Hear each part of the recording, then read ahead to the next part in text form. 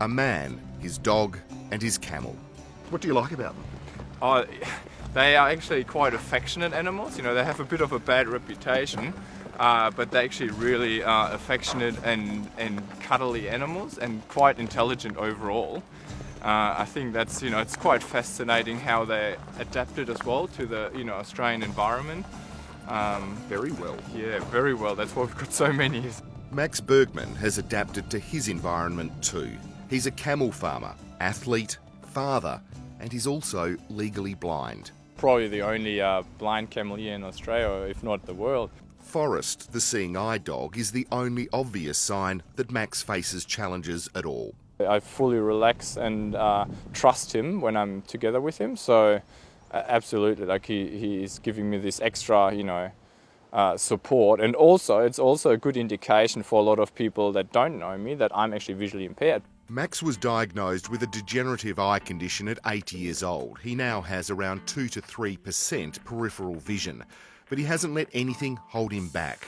My parents always let me play and get on with things the normal way, and you know, that's pretty much what I've got out of it anyways. You know, they gave me this sort of you can do attitude because they never sent me to a special school or anything, so they just let me live a normal life and, you know, deal with the things in a way that, you know, you can do them. It was that sort of attitude that led Max to compete at the Paralympics in Athens and Beijing, a middle-distance runner competing for his native Germany. I did get silver and bronze medals, so pretty close, and I was always, you know, around a strong middle field, put it that way. These days Max calls Australia home. After completing his PhD in agricultural science at UWA, his career took an unusual turn. It actually originated from my wife, because she knew I was always passionate about farming, and she saw that documentary, you know, about how many wild camels we've got in Australia, and she made the mistake to tell me, and I looked into all that and got really fascinated about this animal.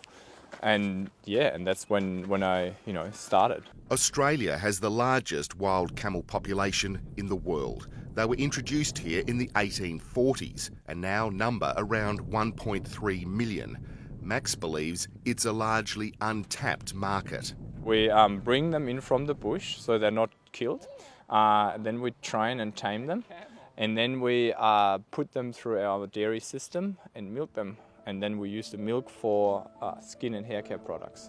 Max's camel herd now numbers around 40. They're mostly females who provide the milk for use in his skincare products.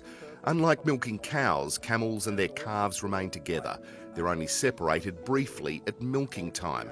While some farmers produce camel milk for drinking, Max uses his for cosmetic products.